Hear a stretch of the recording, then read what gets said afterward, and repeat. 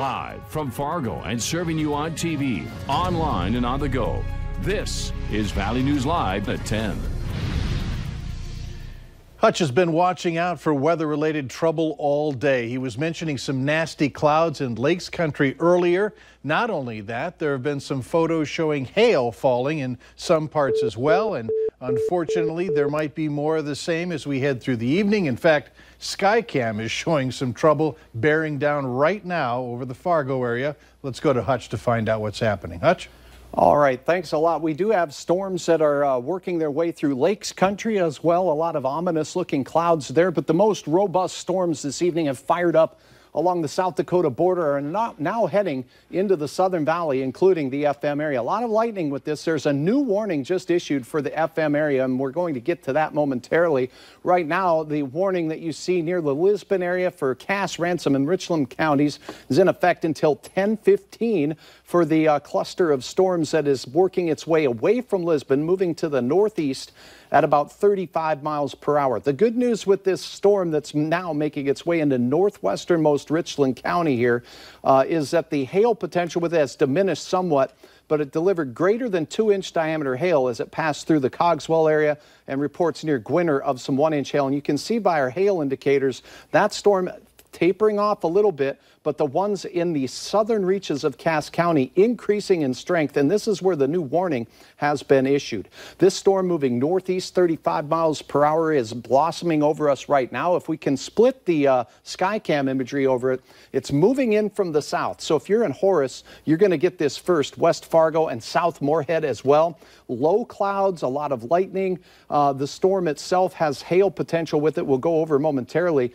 but it will be moving into the FM area momentarily. So if you have a moment, put the vehicle in the garage and, brace down the lawn furniture as well, because the wind could also get very gusty in excess of 60 miles per hour. This storm that's moving into the FM area will be followed up by the one in northern Richland County and could be hitting the Kindred area by 10:28 and on towards Horace by 10:46. So a couple of rounds of storms making their way to the FM area.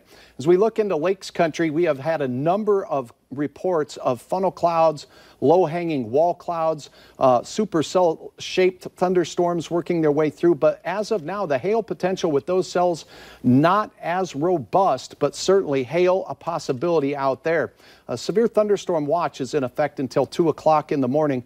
And before I let you go, I do want to track this storm into Fargo as it's working its way in the southern reaches. We're in South Fargo here. We can hear the raindrops getting heavier and hitting the roof. But the hail core is just moments away from Maple River right now, where you see the pinks, as well as Horace. And as the crow flies, the stuff will be in Horace within likely just a few moments, 6 miles away, then West Fargo 12 miles away, and on towards Fargo in 15 miles. Moving at 35 miles per hour, it'll be here within 15 to 30 minutes for much of the metro area. Mike, we're going to keep you posted on the progress of this storm, but again, the Skycam showing it moving in from the south. The winds will gust from the south, so that lawn furniture or trampolines, as we've heard a lot of stories about later, you don't want to try to wrestle it in this, but tie that stuff down and get the vehicle in the garage. Big hail potential with these storms. Based on what I'm hearing now coming on our ceiling here at the station, I think we'll be coming back to you shortly. Sounds likely. All right, thanks. In other news tonight, a woman wants everyone on alert after she says she fought off a would-be kidnapper 2 weeks ago. She explained her experience on social media in hopes of catching the culprit and to warn other women that there's a predator out there. Valley News Team's Veronica Marshall traveled to Detroit Lakes and shares her story. This guy in a car in a red, rusty, looked like a Subaru kind of way, came out of his car and said, "Hey, beautiful lady," and said, "Get in my car." Alicia Hadia says she was just 4 blocks from her house when the unthinkable happened. When he got out of the car, I could see his face, like, gonna come after me. I backed away, and then he, came right up to me and he grabbed my arm. The 18-year-old says after that, years of training kicked in and possibly saved her life. She says she elbowed her attacker, forcing him to let go. I've learned over the years how to do some things. It just came out of me when I was in that position when he grabbed me like that. It was just like, okay, what do I do?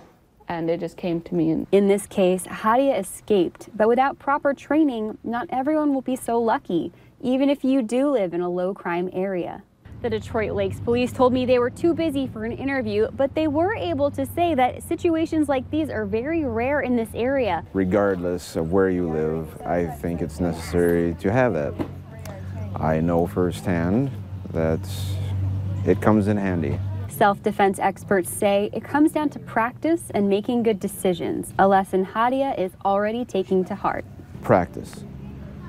Even if you learn 3 techniques, you know, three simple things, you practice them over and over until you do them without thinking. What I learned from this is not walking by myself, kinda, because it's scary when I actually think about it. In Detroit Lakes, Veronica Marshall, Valley News Live. The suspect has been described as a man in his 50s with graying hair who's driving a rusty red car. If you have any information, contact Detroit Lakes Police. A Fargo man was airlifted to a Fargo hospital after crashing his motorcycle. It happened Thursday night just south of Valley City. Authorities say the 40-year-old male lost control of his motorcycle, and it appears that's what led to the crash. He was flown to Fargo with what's being described as serious injuries. Charges may be pending against the motorcyclist. On the same day that a vigil is held at the Buffalo River State Park, the swimming area that claimed Grace Betty's life reopened. The 9-year-old died last Wednesday, a drowning victim. Family, friends, and members of the community came together tonight in tribute to a life lost too soon. Valley News Team's Katie Opperly has our story. A candlelight vigil was held near the swimming area at Buffalo River State Park to honor the life of Grace Betty. Her family was joined by friends, officials, and people of the community, all looking to show their support. Grace's uncle Oliver says they have suffered a great loss, but times like this really unite the community. She was a blessed child. She was a child who would motivate people. When you come across Grace wouldn't allow you to greet her first, but she would go to greet you. She wanted to know how you're doing.